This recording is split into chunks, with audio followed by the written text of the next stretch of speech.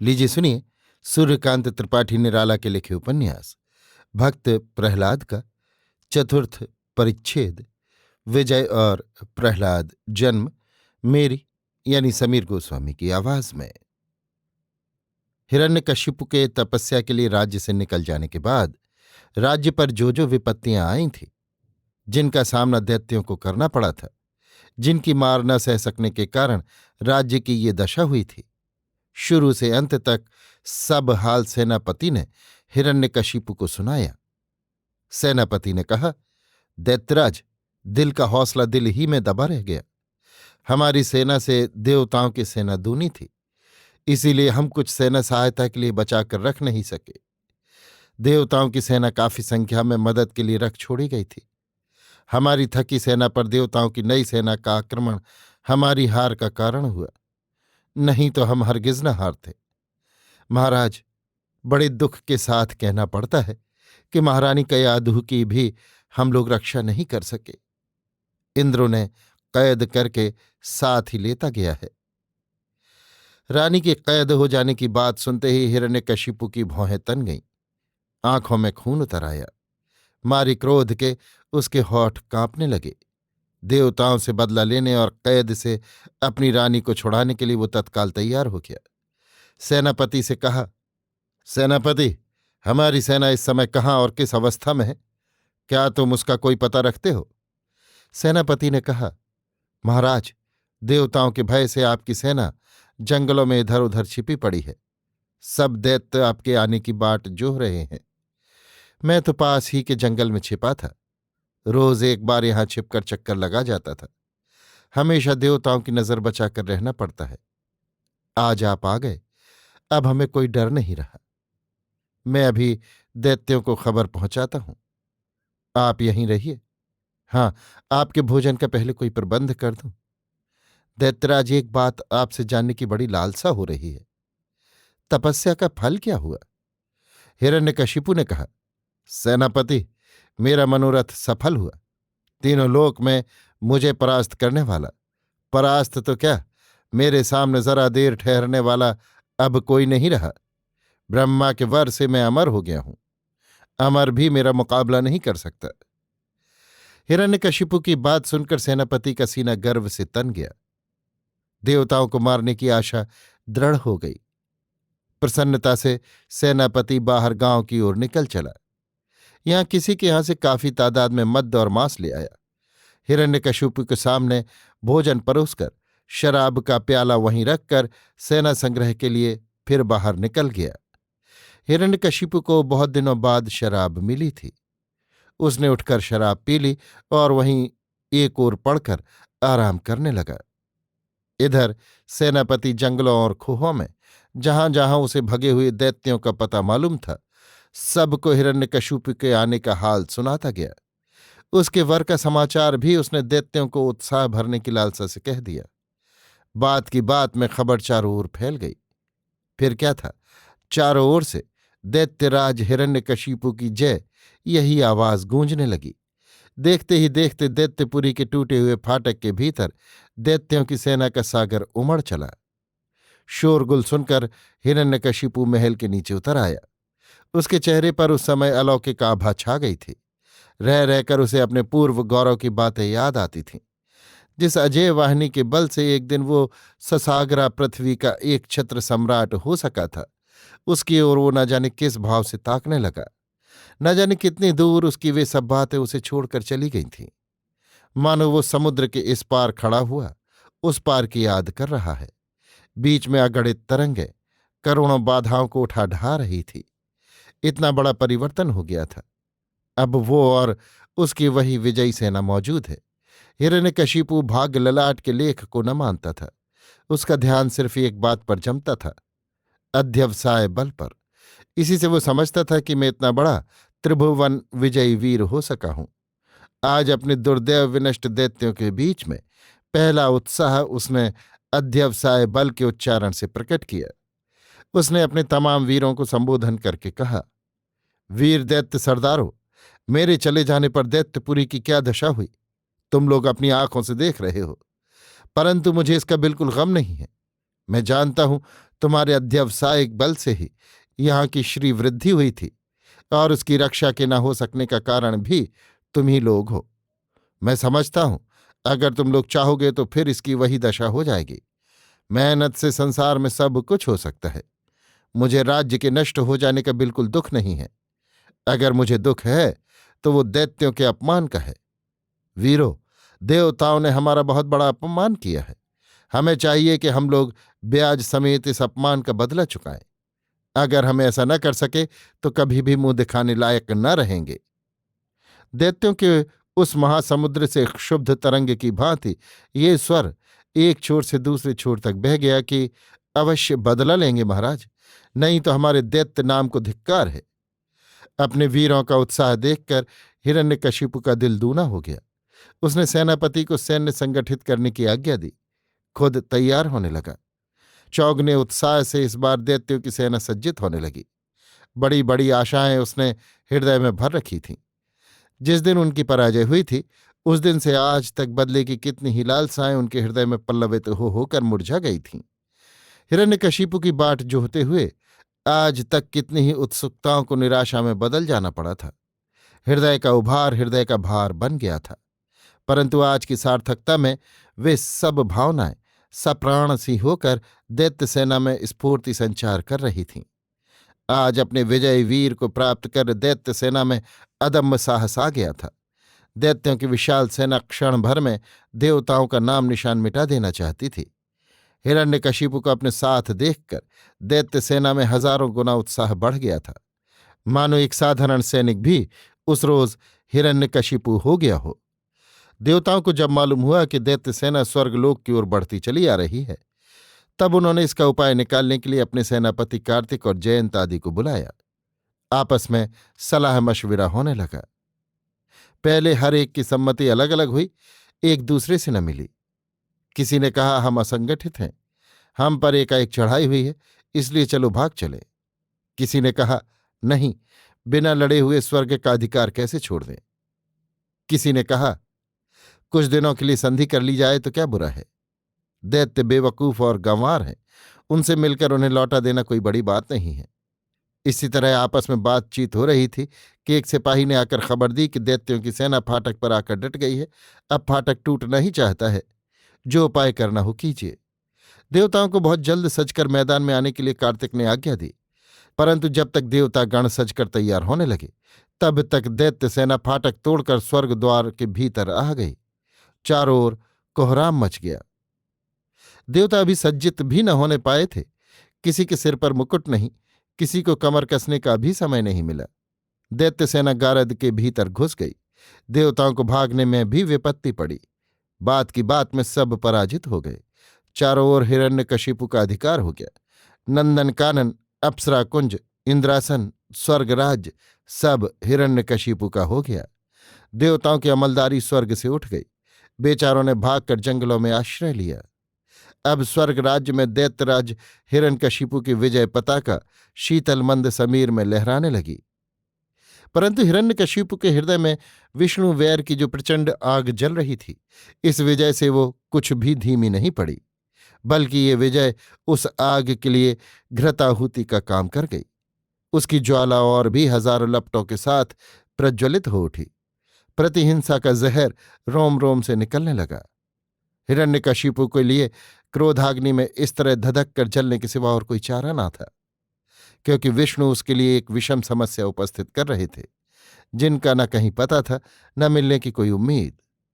ये सब बहुत सोच विचार कर हिरण्यकशिपु ने एक निहायत लाजवाब नुस्खा अपने दर्द का आप ही तैयार कर लिया। उसने चारों ओर ये ऐलान करवा दिया कि जो कोई राज्य में विष्णु की पूजा करेगा, पूजा तो क्या, उसका नाम भी अगर किसी ने लिया तो अपनी जान की खैर न समझे, उसे तत्काल फांसी दे दी जाएगी। इस कठोर आज्ञा को सुनकर सारी प्रजा थर्रा गई, परंतु राजाज्ञा की अवहेलना करने की शक्ति किसी में न थी। अतः कुछ दिनों तक के लिए विष्णु पूजा का बाहरी आडंबर एक तरह से बिल्कुल उठ गया, केवल स्मरण मात्र रह गया। वासव विजयी वीर हिरण्यकशिपु के दिल में आया कि अब चलकर अपने किले की मरम्मत कराए। राजाओं महाराजाओं का ख्याल उठने भर की देर होती है, उसके पूरा होने में जरा भी विलंब नहीं होने पाता, और फिर हिरण्यकशिपु का ख्याल किसी ऐसे वैसे राजा का ख्याल न था। उसके जितने सभासद थे, सबने एक स्वर से इस प्रस्ताव का अनुमोदन किया। हिरण्यकशिपु स्वर्ग राज्य से अपनी राजधानी चला आया और नामी कारीगरों को बुलाकर अपने किले की मरम्मत कराने लगा। इस बार स्वर्ग राज्य की सारी बनावट और सजावट वो अपनी आंखों देख आया था, इसलिए प्रतिद्वंदितावश वो स्वर्ग से बढ़कर अपना किला बनवाने लगा। हिरण्यकशिपु की विजय के पश्चात रानी कयाधु, पुरोहित और उसके पुत्र, जितने सब भाग्य की ताड़ना से तितर बितर हो गए थे, सब उसके पास आ गए। सबके हृदयों में हिरण्यकशिपु को देखकर अपार आनंद सागर तरंगे मारने लगा। मुद्दतों से मुरझाए हुए जीवन कुंज लहलहे और हरे भरे हो गए। अपने प्यारे बच्चों को गोद में उठा हिरण्यकशिपु ने बड़े स्नेह से उनकी राजी खुशी पूछी। पुरोहित से सानंद मिलकर रानी कयाधु की ओर जब उसने दृष्टि फेरी, तब हृदय हर्ष से उत्फुल्ल हो उठा। चिंताएं दूर हो गई। क्षण भर में मुख पर दूनी रोशनी आ गई। पतझड़ के बाद जैसे डालियां नए कोपल लेती हैं। आशा के कुल कोमल पल्लव रानी को देखते ही मानो बसंत समीर की सुखद गोद में झूमने लहराने लगे। दैत्य परिवार आज फिर अपने पूर्व सुख और पूर्व पदवी पर आसीन हो गया। दैत्य राज्य हिरण्यकशिपु ने सुख से अपनी राजधानी को आबाद किया। रानी कयाधु 4 पुत्र रत्नों की माता थी। सबसे बड़े पुत्र का नाम आह्लाद, उससे छोटे का अनहुलाद, सहलाद, फिर प्रहलाद। प्रहलाद अपने छोटे भाइयों में सबसे छोटे थे। प्रहलाद का जन्म दैत्य कुल के लिए एक बड़ी विचित्र दुर्घटना हुई।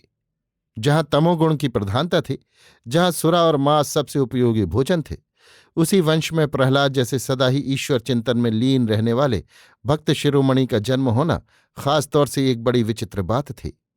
परंतु परमात्मा की सृष्टि में कहीं कहीं अनहोनी भी होकर ही रहती है। दैत्य कुल में प्रहलाद का जन्म एक ऐसी ही अनहोनी हो गई थी, परंतु इसमें भी ईश्वर का एक बहुत बड़ा रहस्य छिपा हुआ था। जिस हिरण्यकशिपु के हृदय में विष्णु द्वेष एक क्षण के लिए भी नहीं मिटता था, उसी के यहाँ प्रहलाद जैसे एक परम विष्णु भक्त का जन्म हुआ। ये दैवी रहस्य नहीं तो और क्या है। इसी ढंग से परमात्मा दैत्य कुल को शिक्षा और सुबुद्धि देना चाहते थे। बड़ी बड़ी आत्माएं जब आती हैं, तब उनके अनेक लक्षण पहले से ही जाहिर होने लगते हैं। बुद्धिमान जन उन लक्षणों से ताड़ जाते हैं कि फल शुभ होगा। प्रहलाद के जन्म के संबंध में भी ऐसा ही हुआ। जब ये गर्भवास में थे, तब रानी कयाधु के मुखमंडल से एक अपूर्व ज्योति निकल रही थी। उसे देखकर ही नारद समझ गए थे कि रानी के गर्भ में जो संतान है, उससे स्वर्गीय प्रकाश अवश्य निर्गत होगा। रानी कयाधु उन दिनों अनेक प्रकार की देवी शक्तियां देख रही थीं। कभी वे देखती, स्वप्न में उन्हें घेर कर देवियां उनसे वार्तालाप कर रही हैं। कभी देवताओं के दर्शन होते, कभी शीतल सुगंध मंद मंद वायु में गूंजती हुई बड़ी ही मधुर ध्वनि दूर से आती सुन पड़ती। कभी सुरकन्याएं उन्हें घेर कर नाच रही हैं। इस तरह के दर्शनों से रानी के मन में अनेक प्रकार की शंकाएं तरंगे मारने लगी थीं। उन्होंने सोचा, कहीं ऐसा तो नहीं कि कोई देवता मेरे गर्भ में जन्म लेने के लिए आया हो। हिरण्यकशिपु से ये बातें कह देने के लिए उनकी इच्छा तो थी, परंतु उसका क्रूर स्वभाव उनका जाना हुआ था, इसलिए कहते घबराती थी कि कहीं ऐसा न हो कि दैत्यराज गर्भ ही नष्ट करने की आज्ञा दे बैठे। इसी डर से दैत्यराज से उन्होंने अपने स्वप्न दर्शन आदि की बातें छिपा रखनी ही उचित समझी। लेकिन दृष्टि की शंका किसी तरह हृदय से दूर न होती थी, बल्कि दिन ब दिन वो बढ़ती ही जाती थी। जब हृदय का बोझ असह्य हो गया, तब छिपाकर उन्होंने कुल पुरोहित को बुला ये सब हाल उनसे कह दिया और इसका फल जानना चाहा। उन्होंने अमंगल की शंका को निर्मूल कर देने के विचार से ही कुल पुरोहित से ये सब कहा था। कुल पुरोहित अजीब ढंग के आदमी थे। ये रहते तो दैत्य कुल के बीच में, परंतु दैत्यों के दुर्गुण इनमें छू भी न गए थे। कमल के पत्ते पर के पानी की तरह ये उस कुल के पुरोहित होते हुए भी उसके दुर्गुणों से हमेशा बचे रहते थे। यथार्थ ब्राह्मण की तरह से उस वंश की सदा ही मंगल कामना किया करते थे। और सबसे मजेदार बात तो ये थी कि जिस विष्णु से दैत्यराज का बांसों बैर था, वही विष्णु इनके पूज्य इष्ट देवता थे। लेकिन थे ये इतने गहरे कि किसी दैत्य को इनकी थाह न मिलती थी। सबको यही विश्वास था कि हमारी तरह हमारे पुरोहित जी भी विष्णु को कहीं पा जाएं तो अपने मंत्र बल से कच्चा ही खा जाएं। इधर पुरोहित जी का ये ख्याल था कि बहती लहरों को रोकना मूर्खता है, इसका नतीजा यही होता है कि रोकने वाले को मुफ्त में उन लहरों के धक्के सहने पड़ते हैं। इसलिए सोचते थे कि जो बह रहा है उसे तब तक बहने ही देना उचित है जब तक वो खुद बाहर निकलने की इच्छा नहीं प्रकट करता। इस प्रकार से वे दैत्यों की इच्छा में कोई दखल न देते थे। इस तरह के विचित्र ढंग के पुरोहित जी ने जब रानी से समाचार सुने तब मारे आनंद के अधीर हो गए। उनकी आंखों से आंसू निकल आए। स्वप्न दर्शन की बातें सुनकर भविष्य संतान के संबंध में वे बहुत ही सच्चे निश्चय पर पहुंचे। उन्होंने कहा, आप अपनी सारी चिंताएं दूर कर दें। आपके गर्भ से परमात्मा की एक बहुत ही बड़ी विभूति प्रकट होगी। इस पुत्र रत्न से आपका तो मुख उज्ज्वल होगा ही, किंतु आपका वंश भी कृतार्थ और धन्य हो जाएगा। लेकिन ये बातें आप किसी दूसरे से मत कहें। मैं बार बार आपसे अनुरोध करता हूं। इस तरह रानी को सावधान कर कुल पुरोहित अपने घर चले गए। समय पूरा होने पर शुभ मुहूर्त में प्रहलाद का जन्म हुआ। इस समय देवताओं की दाहिनी भुजाएं फड़क उठी। देवपत्नियों के नूपुर अकस्मात मधुर ध्वनि से बज उठे। देवताओं के यहाँ सब प्रकार के शकुन एक साथ दीख पड़े। आसमान बादलों से साफ हो गया। नंदनवन में देवताओं के फिर से आने की सूचना सी होने लगी। देववंश के बच्चे बच्चे के मुख पर एकाएक प्रसन्नता आ बिराजी। सब एक प्रकार का अव्यक्त आनंद अनुभव करने लगे। दैत्यराज हिरण्यकशिपु यों तो सभी बच्चों को प्यार करते थे, पर प्रहलाद में न जाने क्या एक विचित्र मोहनी शक्ति थी। ये बालक इन्हें बहुत ही प्यारा था। इनमें एक ऐसी आकर्षण शक्ति थी कि इसके पिता माता ही नहीं, जो कोई देखता वही अपना सर्वस्व निछावर कर देता था। एक क्षण के लिए भी बच्चे पर से नजर हटाने की इच्छा न होती थी। सुंदर मुखड़ा, प्यार भरा, गुलाब के दलों को मात करने वाले कोमल गाल, भोलेपन की हद कर दिखाने वाली भौहें, सुंदर गोरा रंग, काले काले लच्छेदार घुंघराले बाल, हर वक्त होठों पर लगी हुई मंद मुस्कुराहट, बच्चे की कोमल बाहों को सस्नेह भरकर हर एक मनुष्य से छाती से लगा लेता था। रानी कयाधु तो इसे देखकर मारे आनंद के सब कुछ भूल ही रहती थी। प्रहलाद में चंचलता छू तक न गई थी। दूसरे बालकों की तरह वे खेल कूद में समय न खोते थे। उनकी शिष्टता और स्थिरता बचपन से ही उनकी आकृति और चाल ढाल से प्रकट होती थी। वे बड़े एकांत प्रिय थे। दूसरे बच्चों की तरह लड़कों से मिलकर खेलना कूदना इन्हें बिल्कुल पसंद न था। ये एकांत में बैठते, जो कुछ देखते उसी में मुग्ध और तन्मय हो जाते थे।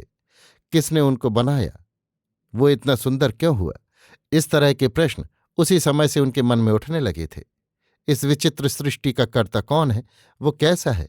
ये जिज्ञासा उस छोटी अवस्था में ही उनके हृदय में बस गई थी। ये जिज्ञासा दिन पर दिन बढ़ती ही गई। अंत में ये मन को विकल करने लगी। मन की इसी अवस्था में शास्त्र कहते हैं कि गुरु के दर्शन होते हैं। प्रहलाद को भी गुरु के दर्शन हुए। एक दिन उसी रास्ते से नारद चले जा रहे थे। प्रहलाद विकल नेत्रों से विधाता की रचना देख रहे थे। नारद ने इन्हें देखकर समझ लिया कि बालक अधिकारी है। प्रहलाद ने भी नारद को देखकर उनसे प्रश्न का उत्तर समझना उचित समझा। प्रहलाद को विश्वास हो गया कि इस महात्मा से मेरे प्रश्न का उचित उत्तर मिल जाएगा। यही विचार कर जिज्ञासु की तरह उन्होंने मुनिवर से पूछा, भगवन, ये सब जो कुछ मैं देख रहा हूं क्या है? ये कहाँ से आता है और अंत में कहाँ जाकर ठहरता है? इसका उद्देश्य क्या है? नारद ने कहा, बेटा, इस तरह की जिज्ञासा से तुम इसका भेद न पा सकोगे। भगवान की इच्छा से ही इस सृष्टि की रचना, स्थिति और नाश होते रहते हैं। तुम उनकी शरण में जाओ, वे तुम्हें इसका अर्थ बतला देंगे। राम नाम के जाप करने से वे तुम्हें दर्शन भी देंगे। उनसे मिलकर उनके कार्य के संबंध में उन्हीं से पूछना, तब सब हाल मालूम हो जाएगा। ये कहकर नारद चले गए। उनकी बात प्रहलाद के दिल में बैठ गई। गुरु ने रुंधे हुए फव्वारे का मुख खोल दिया। प्रवाह बहने लगा। भक्ति के वेग में प्रहलाद ने अपने शरीर और मन को समर्पण कर दिया। अभी आप सुन रहे थे सूर्यकांत त्रिपाठी निराला के लिखे उपन्यास भक्त प्रहलाद का चतुर्थ परिच्छेद, विजय और प्रहलाद जन्म, मेरी यानी समीर गोस्वामी की आवाज में।